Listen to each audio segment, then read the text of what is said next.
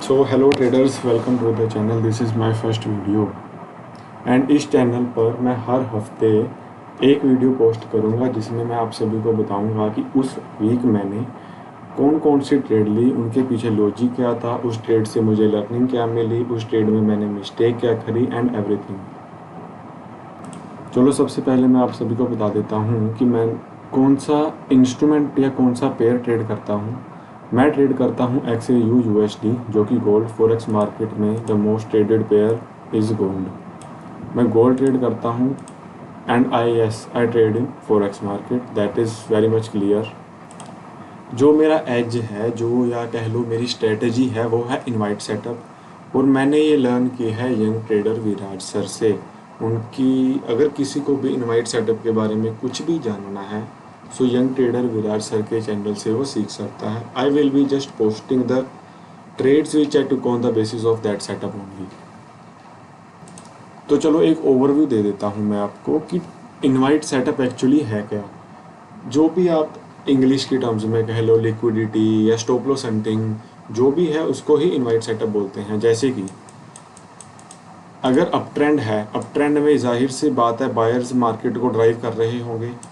सो जब जब इस अप ट्रेंड में सेलर्स को इनवाइट होएगा या सेलर्स मार्केट में आएंगे, उस टाइम हमने बाइंग की ट्रेड प्लान करनी है। या फिर इसका उल्ट कह लो कि जब जब डाउन ट्रेंड होगा, हमने वहाँ पर जब जब बायर्स मार्केट में एंट्री लेंगे उनकी अगेंस्ट में सेल की पोजीशन लेनी है। सो यूजुअल सी बात है, बायर्स डाउन ट्रेंड में कब कब आएंगे, जैसे ही कोई स्विंग टूटेगी या फिर कोई डिमांड एरिया पर बायर्स को इनवाइट होगा, या फिर कोई पैटर्न बनेगा जैसे कि कोई डबल बॉटम पैटर्न, उसका रीटेस्ट होएगा मार्केट में।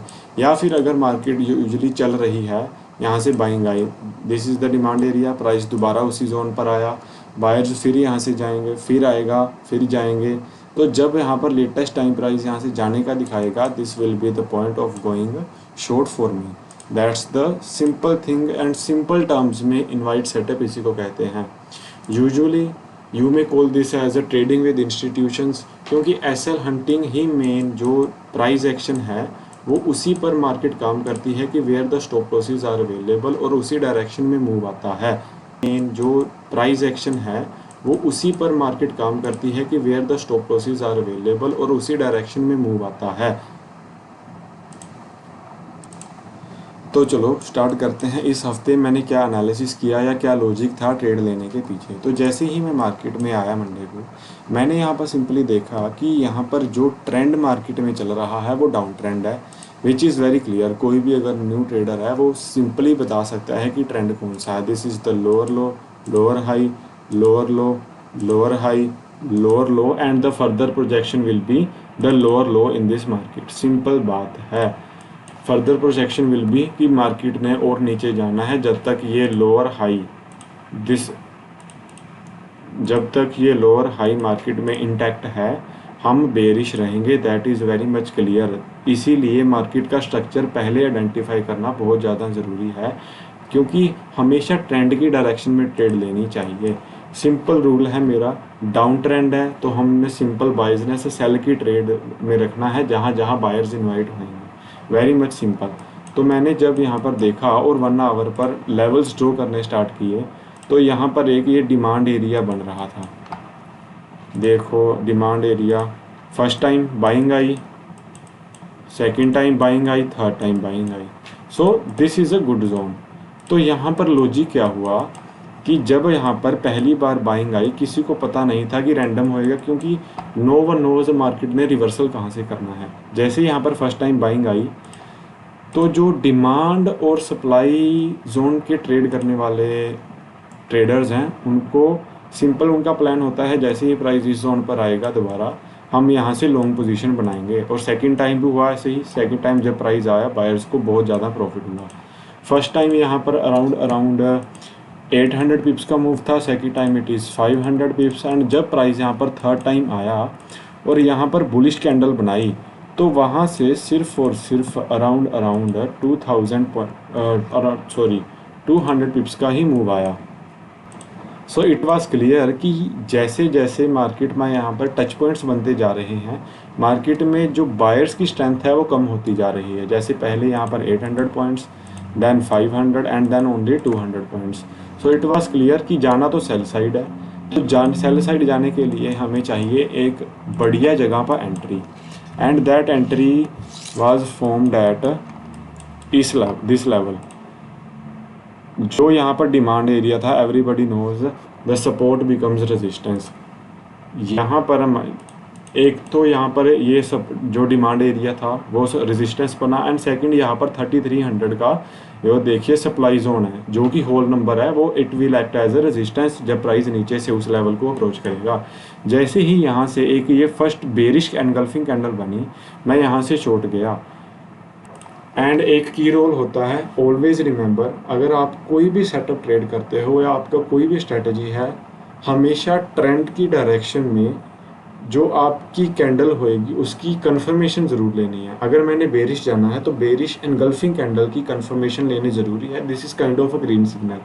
अगर रेड लाइट है, छोटी कैंडल्स जैसे कि ये बेरिश कैंडल, इसके बेसिस पे हम नहीं बेरिश जा सकते। जैसे ही एक बेरिश एनगल्फिंग कैंडल बनी, this is the green signal. अगर यहाँ पर एंट्री लेंगे तो चालान ज़रूर कटेगा। अगर ऐसी बेरिश एनगल्फिंग कैंडल पर एंट्री लेंगे, this is a green signal. इस टाइम पर हम इजीली सेल साइड जा सकते हैं। So I entered on this candle.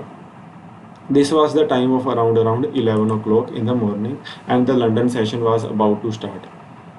I entered here. The stop loss was above 3300, obviously, because that's the safest zone in here. The target was simply the breakdown of this level, and I was expecting a move till 3220. Because अगर हम left में देखें, जो demand area usually बन रहा है वो है 3220 के अराउंड का जो है वो डिमांड एरिया बन रहा है। सो सिंपल रूल है मेरा, टारगेट हमेशा सेल साइड में डिमांड एरिया पर टारगेट सेट करना है, और अप साइड में अगर बाइंग की ट्रेड है तो सिंपल जो पहला सप्लाई जोन है उसको टारगेट सेट करना है। That is very much. सो हुआ क्या, जैसे ही हमने एंट्री ली, प्राइस थोड़ा पुल बैक गया, नीचे आया, ऊपर गया, नीचे आया। यहाँ पर टच पॉइंट जैसे ही प्राइस डिमांड एरिया पर आया, वहाँ से अगेन बायर्स ने ऊपर लेके जाना स्टार्ट कर दिया। ऑल्दो इसी रेजिस्टेंस जोन पर सेलर्स ने नीचे लेके जाने का ट्राई किया, बट सेलर्स वीक पे गए और बायर्स वहाँ से ऊपर प्राइस को लेकर चले गए। अब बहुत लोग यहाँ पर सोचेंगे कि जो मेरी डायरेक्शन थी वो गलत हो गई, बट नहीं, जो मेरी डायरेक्शन थी वो बिल्कुल सही थी, but it was all a difference of timing. अगर आपकी डायरेक्शन सही होती है बट टाइमिंग गलत है, तो भी यहाँ पर आपका सेटअप फेलियर हो सकता है। यही सेम सेटअप, यही सेम लॉजिक आज देखो, आज थर्सडे है, it was on Monday and this is Thursday. यही सेम लॉजिक देखो, प्राइस ऊपर गया, अगेन रिट्रेस बैक किया, यहाँ से ऊपर गया, यहाँ पर जाने के बाद जो लेटेस्ट टच पॉइंट बनाया, लेटेस्ट टच पॉइंट के बनाने के बाद यहाँ पर एनगल्फिंग कैंडल बनाई। इस कैंडल पर अगर हम एक बेरिश ट्रेड लेते एंड द स्टॉप लॉस इसके ऊपर लगाते कैंडल के, यहाँ पर सिंपली हमें एक बढ़िया सा ये मूव मिल गया। सो ज़रूरी नहीं होता कि अगर आपका एसएल हंट हुआ है तो या आपका सेटअप फेलियर हुआ तो आपकी डायरेक्शन गलत है। इट डज नॉट मीन कि डायरेक्शन गलत है, इट इज़ जस्ट कि आपकी टाइमिंग गलत थी। सो it was all like that. मुझे सेटअप दिखा, मैंने एक्सिक्यूट किया, बट मार्केट उस टाइम वहाँ पर नीचे नहीं जाने के मूड में थी, तो ये वो नहीं गई। This is the randomness of the market. लगाते कैंडल के, यहाँ पर सिंपली हमें एक बढ़िया सा ये मूव मिल गया। सो ज़रूरी नहीं होता कि अगर आपका एसएल हंट हुआ है तो या आपका सेटअप फेलियर हुआ तो आपकी डायरेक्शन गलत है। इट डज नॉट मीन कि डायरेक्शन गलत है, इट इज़ जस्ट कि आपकी टाइमिंग गलत थी। सो it was all like that. मुझे सेटअप दिखा, मैंने एक्सिक्यूट किया, बट मार्केट उस टाइम वहाँ पर नीचे नहीं जाने के मूड में थी, तो ये वो नहीं गई। This is the randomness of the market. जो मैंने ट्रेड लिया है उसका एक मैं स्क्रीनशॉट ऐड कर दूंगा MT5 का, so you can verify that I took that trade, and मैं कोई झूठ नहीं बोल रहा यहाँ पर। तो जैसे ही मैं यहाँ पर ट्यूसडे को आया, ट्यूसडे को आई वाज सिंपली, जो मेरा यहाँ पर कल प्लान था वही प्लान मेरा ट्यूसडे को था कि जैसे ही प्राइस इस जोन पर दोबारा रीअप्रोच करेगा, मैं यहाँ से सिंपली सेलिंग की प्लान बुलाऊंगा। Simple selling, simple very much price action जो मैं ट्रेड करता हूँ, कोई भी अंडरस्टैंड कर सकता है इसको ईजिली। जैसे ही प्राइस इस जोन पर आएगा, मेरा सिंपल प्लान था और यहाँ पर जाने का दिखाएगा, इनवाइट करेगा, मैं यहाँ पर बेरिश एनगल्फिंग कैंडल देखकर दो या थोड़ा यहाँ पर कंसोलिडेशन होने के बाद एक बेरिश कैंडल ले लूँगा। यहाँ पर बीच में कोई मेरा बेरिश जाने का मूड नहीं था, क्योंकि यहाँ पर कंफर्मेशन नहीं होती कि प्राइस ने नीचे जाना है या ऊपर जाना है। यहाँ पर बीच में कंफर्मेशन नहीं है कि प्राइस ने नीचे जाना है या ऊपर जाना है। Although trend was bearish, but यहाँ पर वॉलेटिलिटी, प्राइस वॉलेटाइल होने के बहुत ज़्यादा चांसेस होते हैं। So I did not paid attention to this level. When I came on Wednesday I saw this is a good level, जिसमें यहाँ पर जो डबल बॉटम बना है उसका प्राइस काफ़ी बार आकर रिटेस्ट कर रहा है।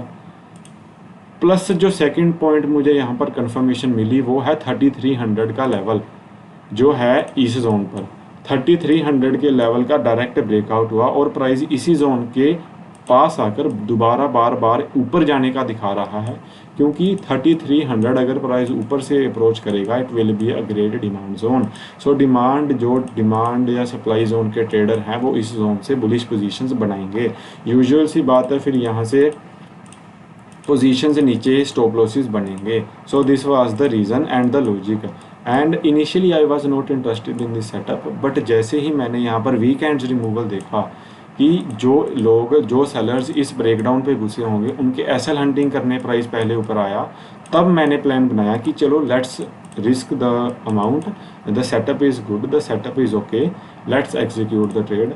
आई entered on this bearish engulfing candle as usual as in the same in the previous setup. The stop loss was above the swing and the TP was 32.75. Within some hours, it hit my TP and I exited the trade. The risk to reward in this trade was my around 4.1:4.4.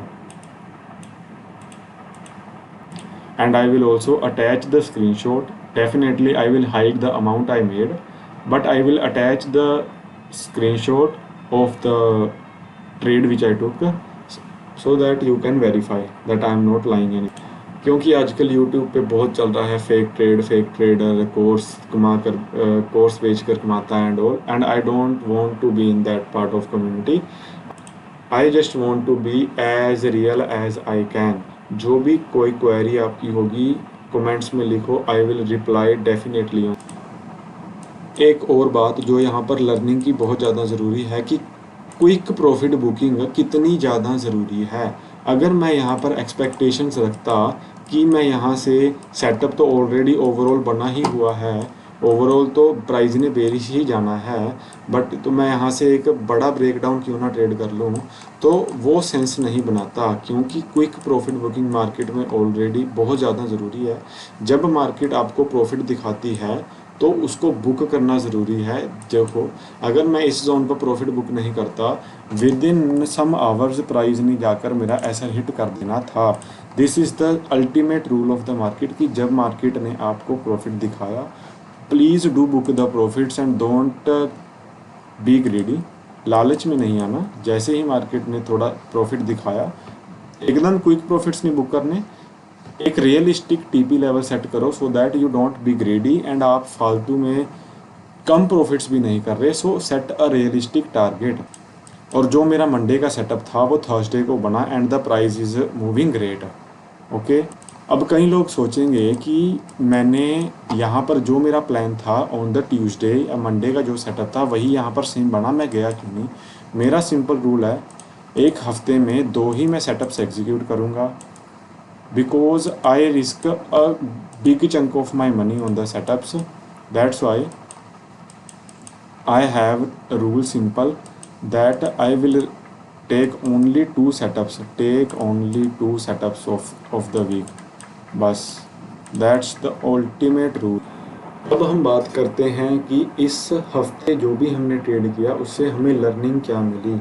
पहली point है always have an exit plan. Always पहले ही plan कर लो कि आपने exit कहाँ करना है, either वो स्टॉप लॉस हो या फिर वो टारगेट हो। अगर जैसे मैंने जो मेरी फर्स्ट ट्रेड थी वहाँ पर इट वाज ऑलरेडी प्लान्ड कि मेरा स्टॉप लॉस जोन ये था, जैसे ही प्राइस इस जोन को क्रॉस करेगा I will exit eight this level, and at the same time यहाँ पर भी सेम लेवल था, माई stop loss was 33.16 and the TP was 32.75. So first point is always have an exit plan. Now second point, always stay with the trend. It does not matter what it takes. Always stay with the trend. बीच बीच में बहुत सारे counter trend setups मिलेंगे, but counter trend setups चलने के बहुत ही कम chances होते हैं. So always and always stay with the trend. That's the ultimate key to success in trading. And the last point is, whenever the setups form, execute it without much thinking, क्योंकि हर एक setup unique है और उसका random outcome होता है. हर एक setup को execute करेंगे तभी हमें पता चलेगा कि वेदर इट विल वर्क और नॉट. हमारा काम एज अ ट्रेडर क्या होता है, जैसे ही सेटअप दिखे, जो हमारा क्राइटेरिया है, जो भी which ever strategy you trade, जब भी हमारा सेटअप में दिखे, जब भी ट्रेड दिखे, एग्जीक्यूट इट. क्योंकि हमें पता ही नहीं है कि which setup will work and which will not work. तो हमारा काम है रिस्क करना. सेटअप दिखा, एग्जीक्यूट करा, वही हमारा काम है. उसके बाद चलना ना चलना वो मार्केट के ऊपर है. एंड कई ट्रेडर्स क्या करते हैं, डर जाते हैं जैसे ही उनका फर्स्ट सेटअप फेलियर हुआ. जैसे मेरा यहाँ पर एसएल हिट हो गया, पहला मेरा मंडे को ही एसएल हिट हो गया. सो कई ट्रेडर्स करते क्या हैं कि वो नाराज़ हो जाते हैं या अपसेट हो जाते हैं और अगला ट्रेड एग्जीक्यूट ही नहीं करते. क्या सोचते हैं कि वो कि पिछला ट्रेड तो सेटअप फेलियर हुआ ही है, अगला सेटअप भी सेटअप फेलियर ही होगा. तो ये थिंकिंग बहुत ही ज़्यादा बेकार है, क्योंकि इससे होता क्या है कि जो चलने वाले सेटअप्स होते हैं वो हम मिस कर ही जाते हैं. और जब हम मन बनाते हैं कि हम हर एक सेटअप को एग्जीक्यूट करते हैं, तब वो जो सेटअप फेलियर या लूजिंग स्ट्रीक होती है ट्रेडर की, वो हो जाती है. इसीलिए सबसे ज़रूरी बात है कि जैसे ही सेटअप मिले एग्जीक्यूट करो without much thinking. Thank you so much for watching this video. This was it for this video. If you enjoyed the video, learned something new, please do like the video, leave a comment in the comment section and channel को भी subscribe करके जाना. और जो bell notification है उसको दबा देना, ताकि जैसे ही मेरी अगले हफ्ते नई वीडियो आए यू विल बी पोस्टेड. सो मिलते हैं अगले हफ्ते. Stay consistent, stay discipline. Bye.